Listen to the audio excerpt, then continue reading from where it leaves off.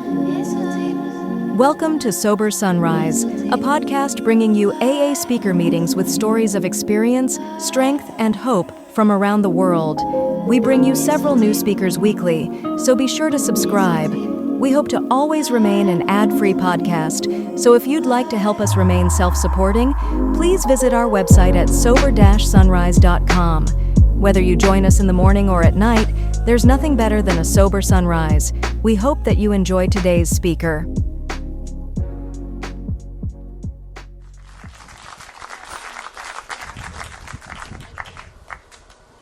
Hi y'all, my name's Troy Nixon. I'm a recovered alcoholic, and that brought tears to my eyes. That brought tears to my eyes, brother. I've been sober since January 27th of 1999.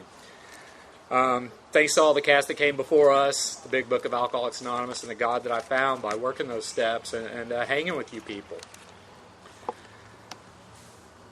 It's a real honor to be here today. I came out to the Fellowship of the Pines golf tournament last year. At the last minute, I called Janice and Rudy, and I couldn't get a hold of them because they were at an AA meeting, late at night, the night before.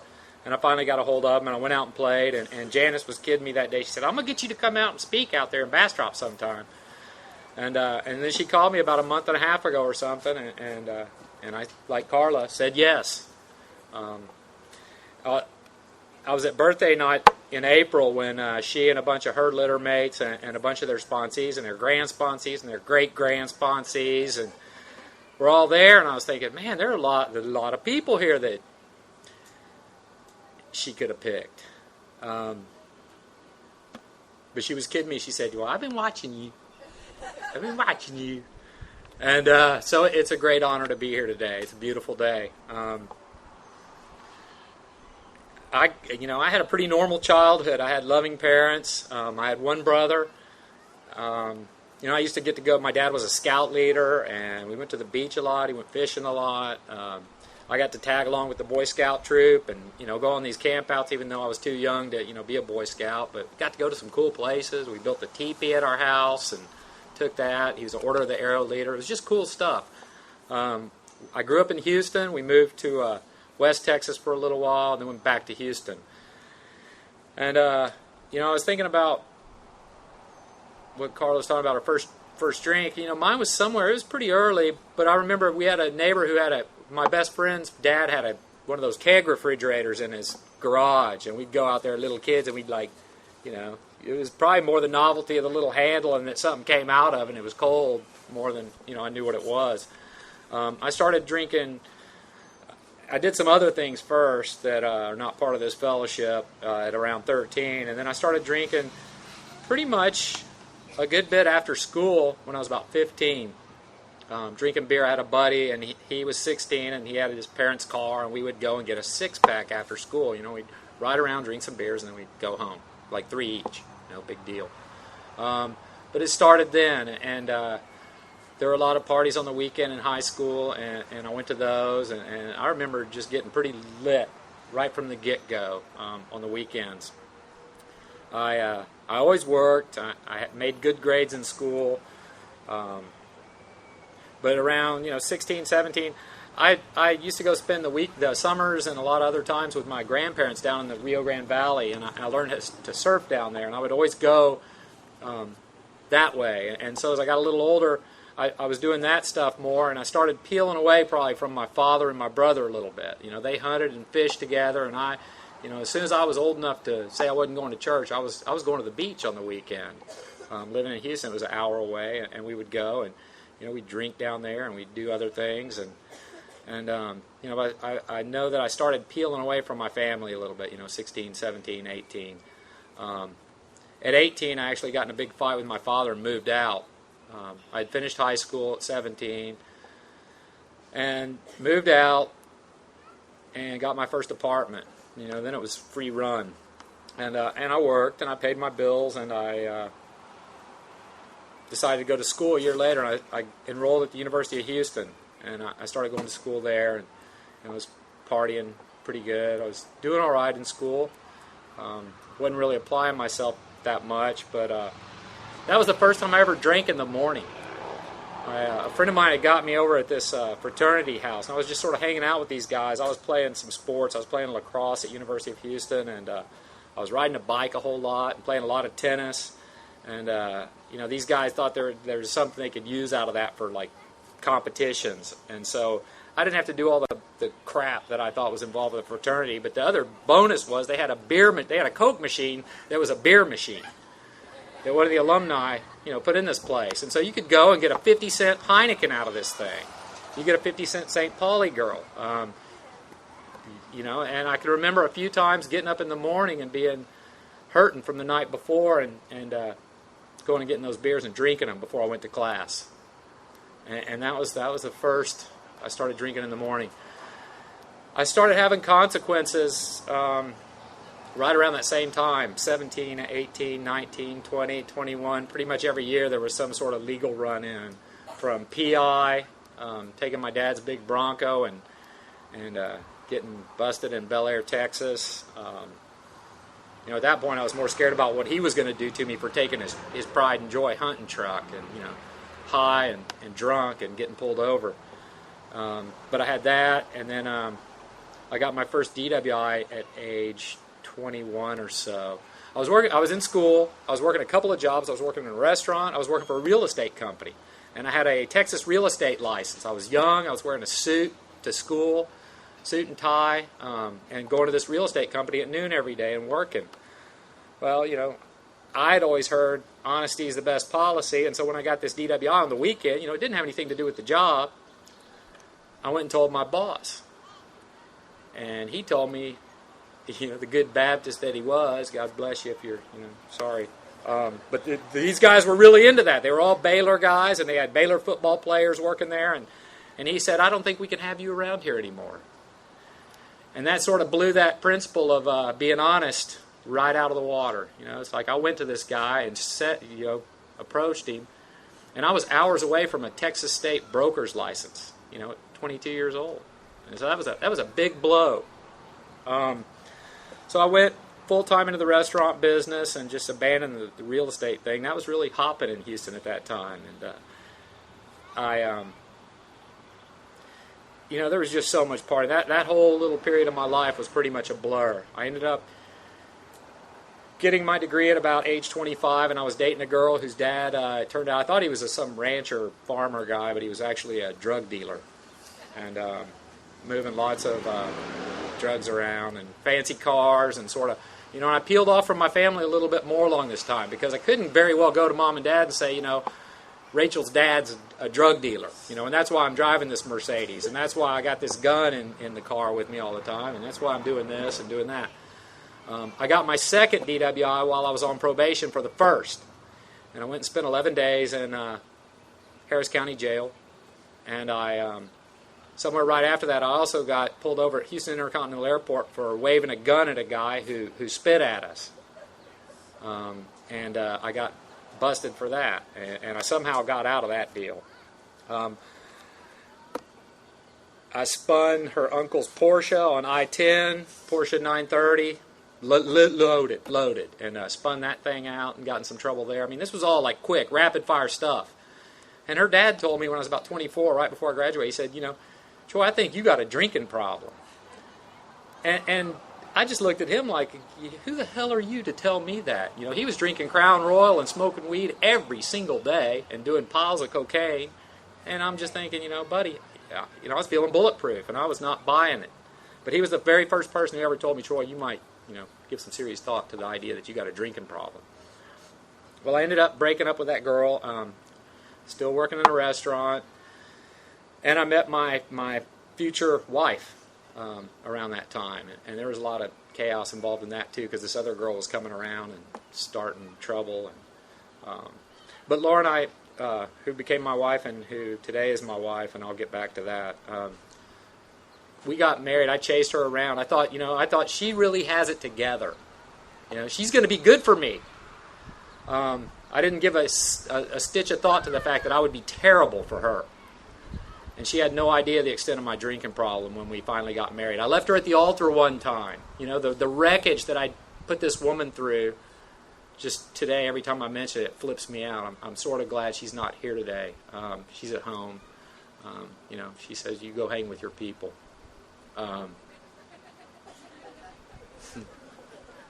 Yeah. But I left her at the altar. Her whole family came down from Ohio. Her mom had made the bridesmaids dresses.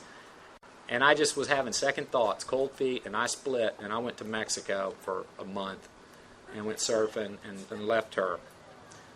Well, I came back, and we ended up getting married. It was a small service because they didn't come back that second time.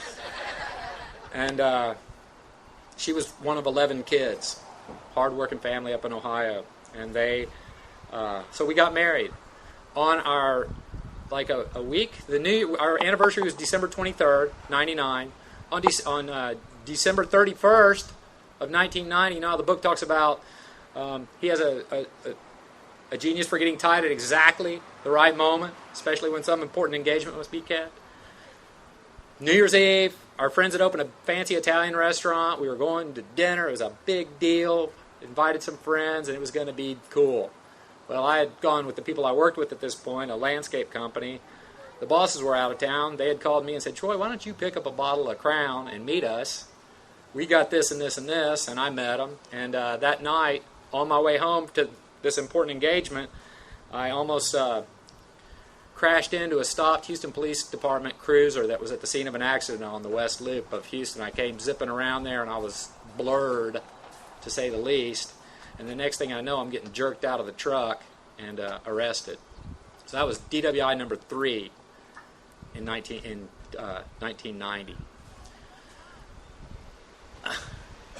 I got home. Laura still didn't know the extent of things. We did some other things that night. I walked home from downtown Houston to our house and showed up, 4 or 5 in the morning.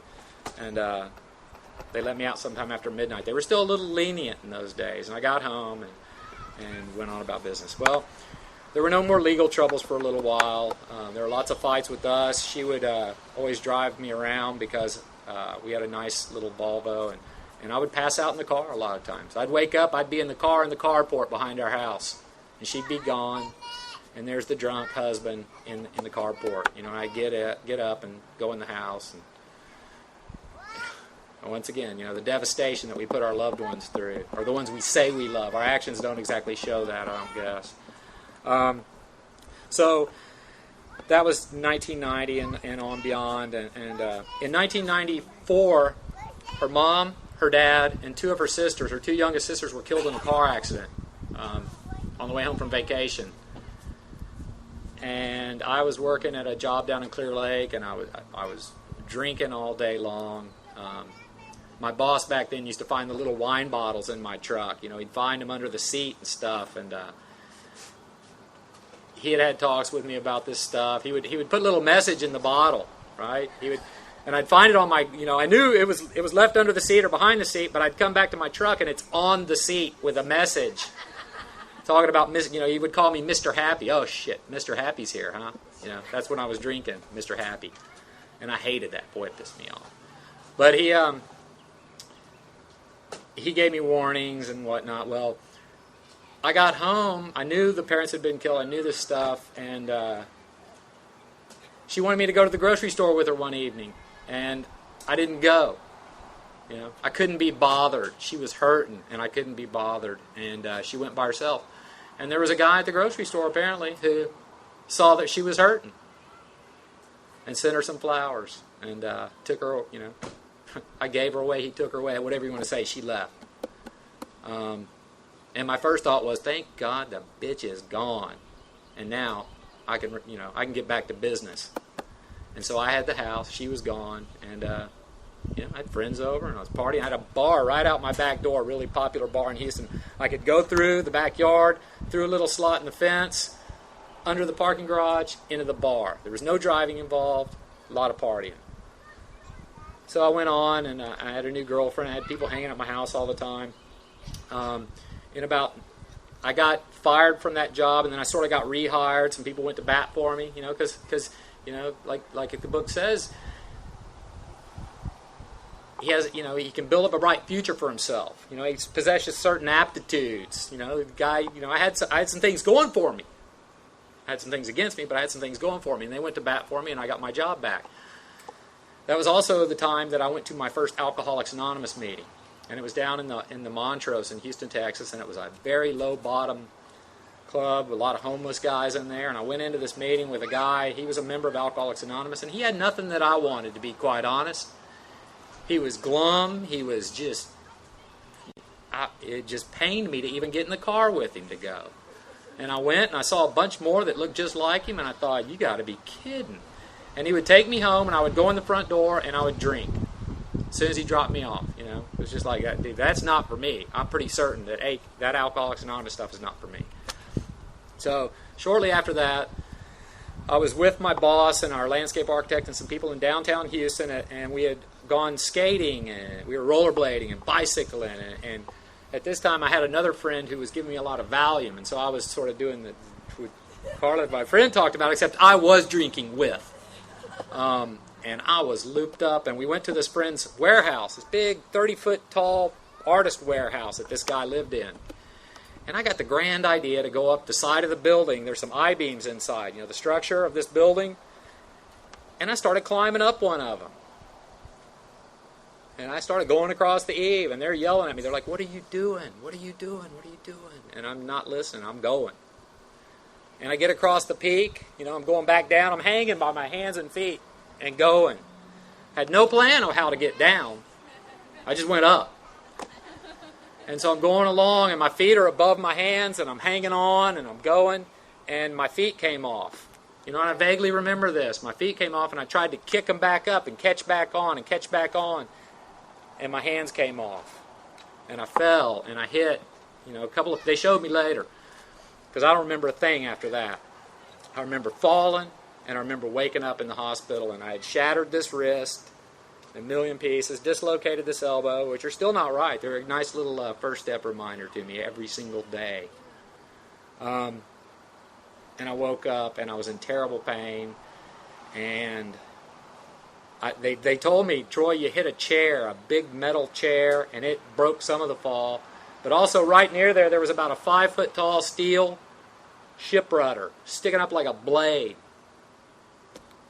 And I got sick the first time they took me over to that building a few months after that. I had one of those big external fixator things in my arm that just disgusted me to even look at. You know, I had to clean it. I had some people come by and clean it. And all my friends at that point were convinced that I was trying to kill myself because this woman had left me. And I was despondent and, you know, poor bastard suicidal. That wasn't it at all. I was just stupid, and I was drunk, and, I was an idiot. So I got out of the hospital. It was right before Christmas of 96. I think I said 97. It was actually 96 because 97 is when I came to Austin. 96, and the alcoholic. I got home. I got dropped off. I went in the front door. You know, they're like, you need us to come in? You need us to come in? No, I'm good. I don't need anything. And I went in the front door, and I went out the back door, and I went through the backyard and through that hole in the fence to the Ginger Man and got a beer. I mean, I damn near died, but, you know, the drunk goes. I got to get what I need. You know, they took the morphine away, you know, after 5 days in the hospital. And so I went there, and then I walked. I had my little backpack on, and then I walked to the liquor store and got a bottle of rum, which is what I really needed. And I went around behind this, you know, I'm in a high-dollar part of town, and I walk around in the alley and chugging this rum to get okay to go buy some Christmas presents for my family, because Christmas is coming. That was a dark time, and I lived with some friends for a little while. I lost the house. I got another house. I lost it. I ended up some friends who loved me, who I partied with, but they said, Troy, you got to do something. And my buddy Jerry, who I love to this day, he's a normie, he said, you got to go. I didn't have any, you know, I burned every bridge in Houston, and my dad wouldn't have anything to do with me. And my mom and my stepdad, who I really didn't care for too much, said, why don't you come to Austin? And I came to Austin, and about 3 days later, my mom proposed, perhaps you should go to a treatment center. We got this place all picked out for you. And I said, can I take my bike? You know, I called the place to see what can I bring my bike? And they're like, no. Can I bring my skateboard? No. Tennis racket? No. Just come on up. And I did, and I hated it. And I got introduced to the big book. I'll say that. I got introduced to the big book, and I had this guy, and he was telling me, I guarantee if you do what we're telling you to do, you'll never have to drink again. You'll never want to drink again. And I stayed there for 30 days, and I walked out, and I drank. I walked up my parents' driveway out there in Bee Cave, and I went up to the little store and got a beer. I got a job the next week. I was drinking every night during the day. I'd get on my bike, I'd ride and get tequila and hide out. All my life's possessions were in a storage unit out there off Bee Cave and 620. And so I got this job with this landscape company in Austin and I think I worked for them for 2 weeks maybe. It was coming up on Christmas, and I was going to Christmas. I'd gone down and got my truck back from Houston, finally got it running, picked it up, brought it back. I was driving down to see my dad, my uncle, and some folks on Christmas Day. A couple liters of tequila in the truck, and I passed out. I got lost between Austin and Houston and passed out on the side of I-10. Don't ask me why I'm on I-10 out by Columbus. I don't think that's on the way. And I pulled into this gas station, and a lady comes up to me. The gas station's closed. There's some other people in the lot, though, and they said, young man, do you know your truck's on fire? It had been running shitty, but now it's on fire. And so I got the gifts, I got the stuff. I run to the truck. Anybody guess what I'm going to get? Tequila. First. Get that out. Secure my cargo. Then I go back and start getting presents and stuff. The truck burned up there on the spot. Gone. My stepdad came, picked me up, took me back to Austin. I hung around, the next few days. On New Year's Eve, I think. No, it was like the 27th, 28th of December of 1997. I'd gone to treatment in November of 97 the first time. And December 97, the last few days of it, I got DWI number 4 on Burnett Road, right near where I live today. I was on my way to an AA meeting, believe it or not, from Bee Cave, and I was in my stepdad's little truck, and and I thought, blank those people. I'd been going to some meetings in Austin after treatment. I would go drunk. I would fall out of the chair. I don't even want to know what I shared in there, because I know I opened my mouth, and people would just glare at me. But I just said, screw those people. And I went and got, what I knew worked. A big-ass bottle of rum. And then I got what didn't work was the DWI. And I was pretty certain that I was going to prison. My folks had said, we can't help you. I stayed in Del Valley for 10 days. I celebrated New Year's in there. That was quite a fun little deal. And then I got out. And there was just a little glimmer of hope there. But I was drinking every day. This lady from the treatment center was calling all the time. I ended up getting 120 days work release, 6-year probation, interlocking my vehicle for 3 years, all this stuff, 240 hours of community service. And for a brief while, I too had been suicidal. I had thought about going down and hanging myself on the creek out at my mom's house. Beautiful little place, selfish bastard that I was. I would have ruined it for her forever. Find her son hung by the creek. I think about that sort of often today. What a horse's ass I was. They're just trying to help, and I'm going to go ruin it. She still lives there to this day, thank God. So I went. The first night I was going to go check into Del Valley.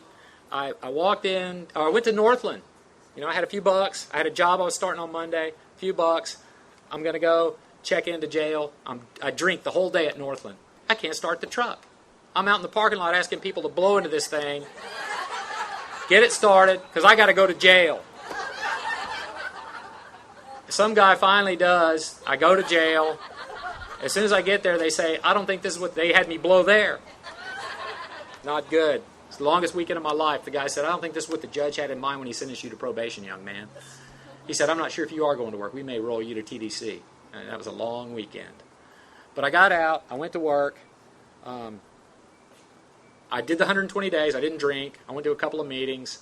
The night I got out, I thought, this time it'll be different. And I got a little half pint of tequila on the way home to my mom's house. I didn't drink it in the car. I got home. I drank.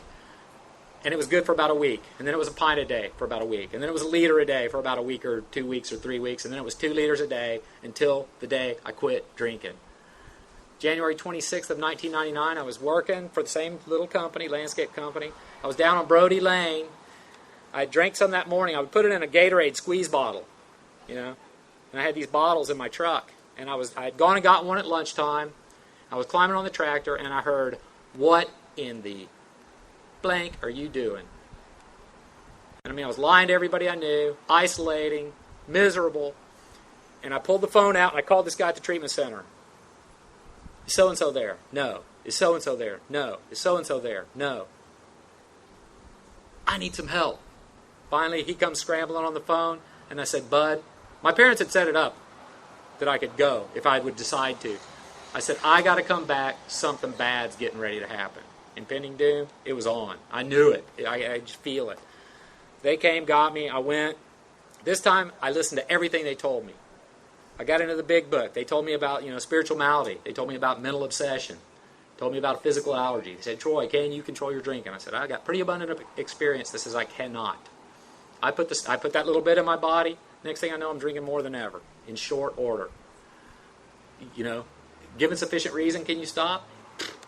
If a near-death thing, falling out of the building wasn't enough, I don't know. Jail, wife leaves, fired. I had all that stuff. Couldn't quit. They said, "Well, if you do what we're telling you to do, work these steps out of this little book we're going to give you, you can get better." And he told me, he said, "Go talk to those young people over there." I said, "Well, hell, I just got here." He said, "Yeah, but you know what not to do." And so I did. I went and talked to these young people. And then they got me hooked up with this old guy who didn't have reading glasses. And they said, "Troy, we want you to read the big book to him." And I remember arguing with this old guy about the existence of God.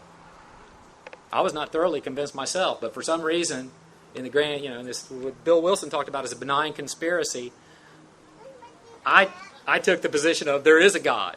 And so I'm arguing with this guy, and I could see, the wonder of nature and stuff, and being at the beach and seeing the porpoises. And I always thought there was something out there. I just didn't think it had a lot of use for me. And so, it really touched me what Wayne said, because I did. I grabbed this thing. When I left treatment that second time, that guy came up to me. It was a Sunday afternoon, and I will never forget it, hopefully as long as I live. He said, "GD, Troy, for good and for all this time." And, he said it was crystal clear, and some of y'all know who that was. And I was like, for good and for all. I like that. And it hit. It stuck. And I came back, and I started going to Northland. Now, here's where my stuff parts a little bit from some other people. I was not able to make a lot of meetings early on because my work took me out to Lake Buchanan. I camped on 1,200 acres by myself for the first 5 months I was sober. I would come to meetings on the weekend. I worked the steps on the weekend. There's a guy, Johnny I, and he said, "Meet me here tomorrow and bring a lunch." And I met him in the big room at Northland and worked the steps in there. And then the end of that day, he thanked me for being there, which I still wasn't clear on all that stuff yet. That why he's thanking me. But then he said, "I'll see you here tomorrow and bring a lunch." And we got through the work quickly. The book talks about we sought a way out with the desperation of a drowning man. I've been in the water a lot. I've been held under. There's no taking your time about that deal. I want out. And I need air. I need air. I'm a mammal, and I need air to live. I needed a way out from alcoholism.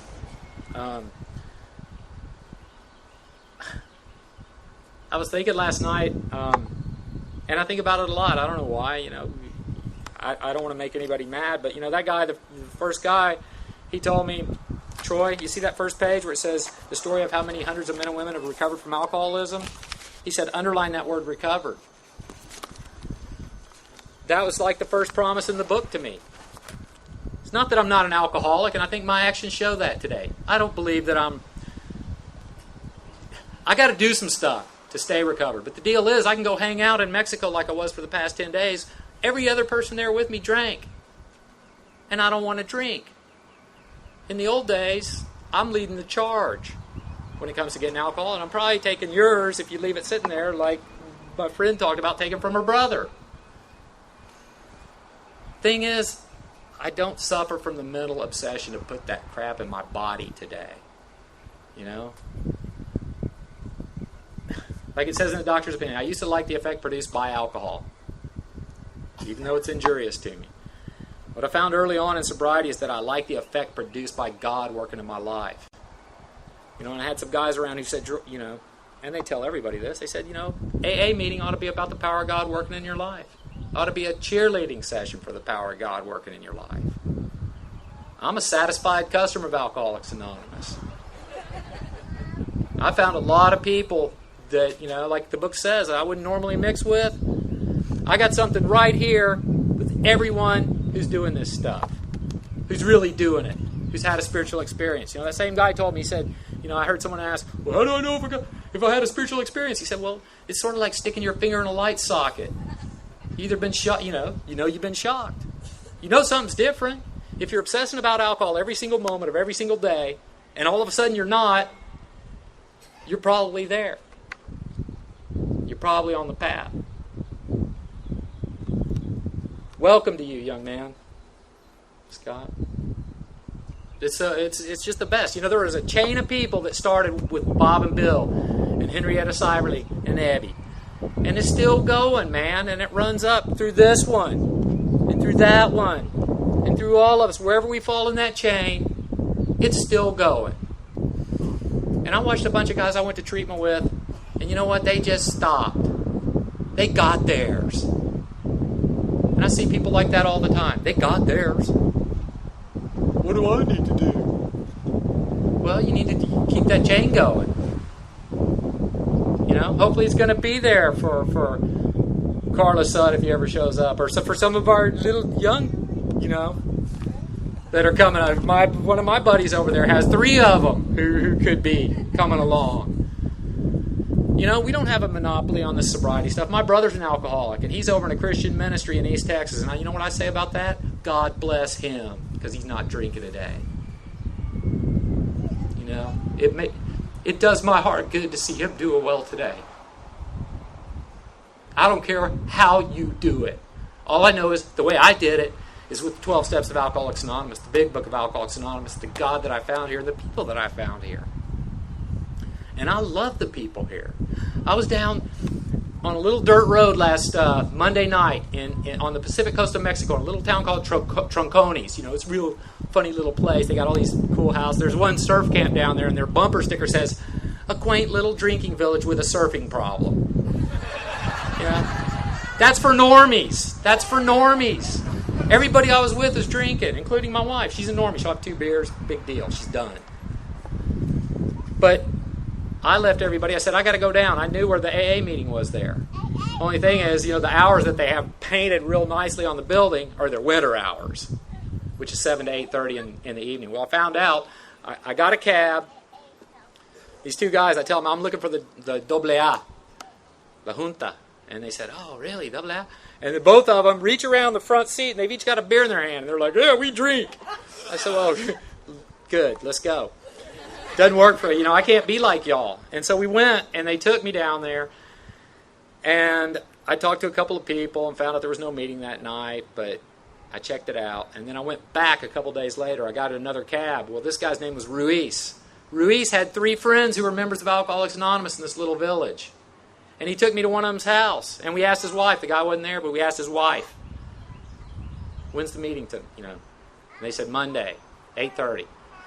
So I'm standing out there at 8:30, and nobody's there, and a guy comes up to me, and he says,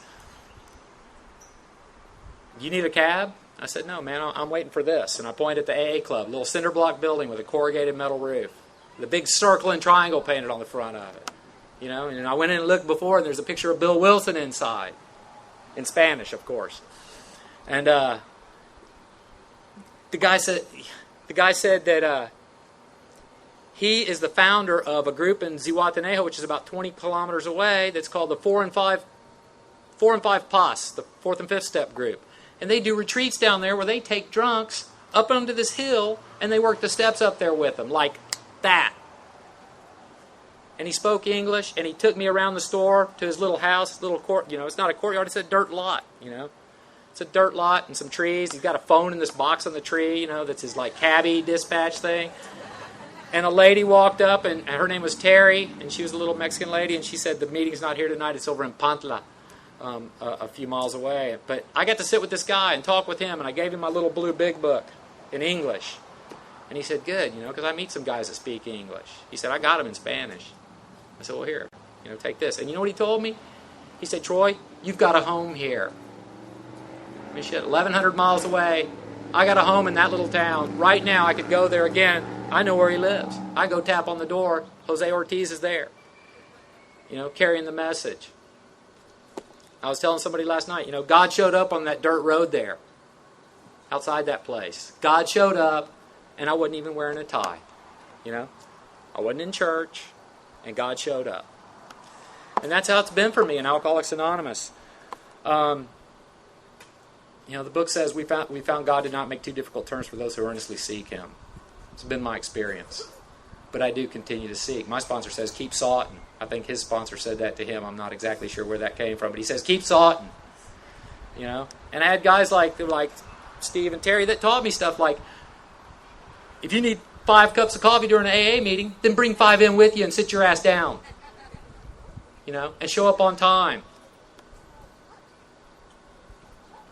And I had other guys that said, you might want to bring a big book to an AA meeting. You just might.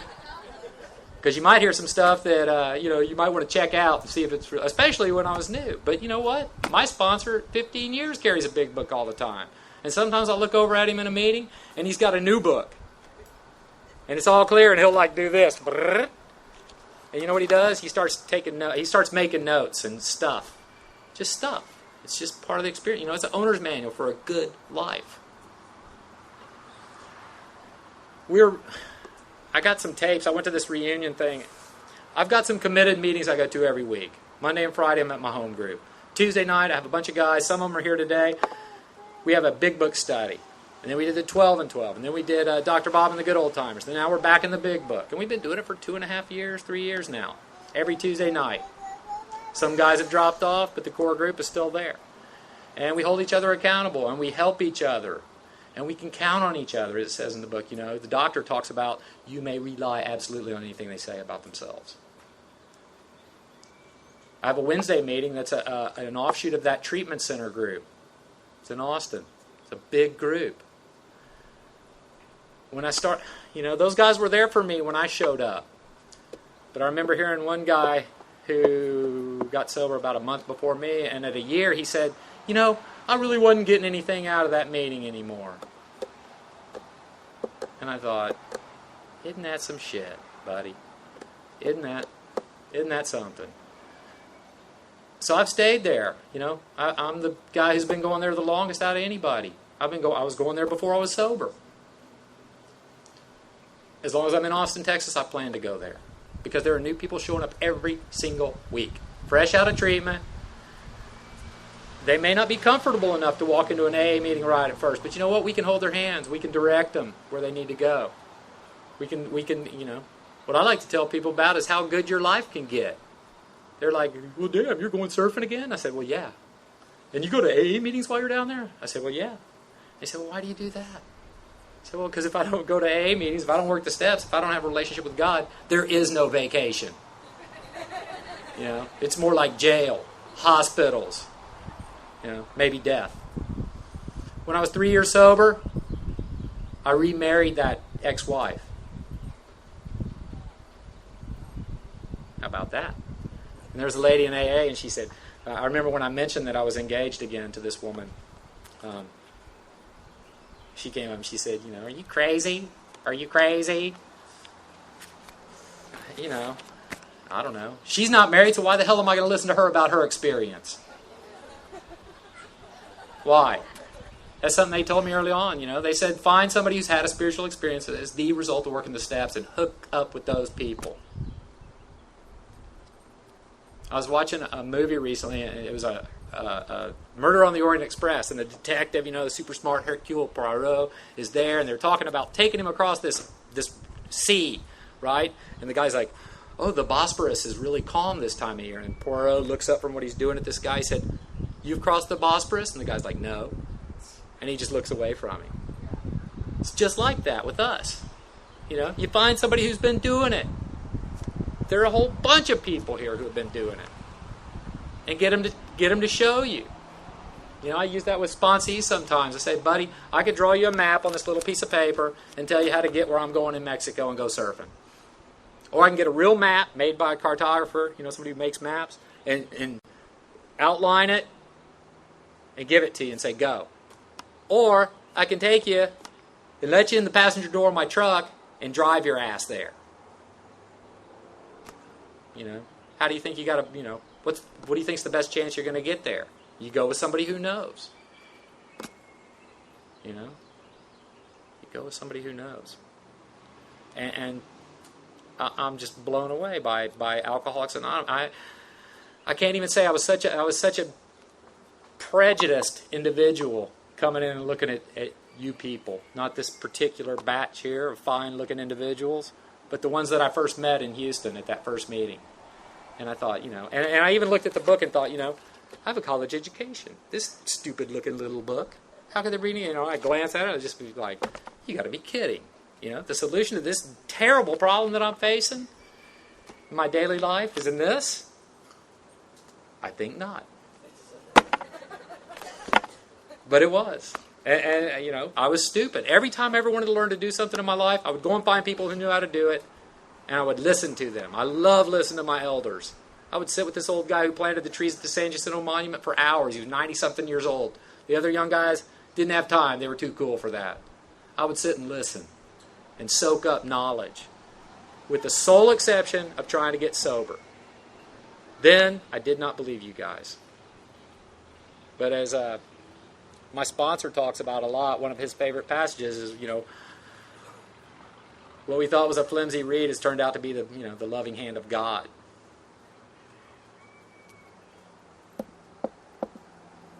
And to even, to get to come out and then testify to that stuff, to the power of God working in my life, man. I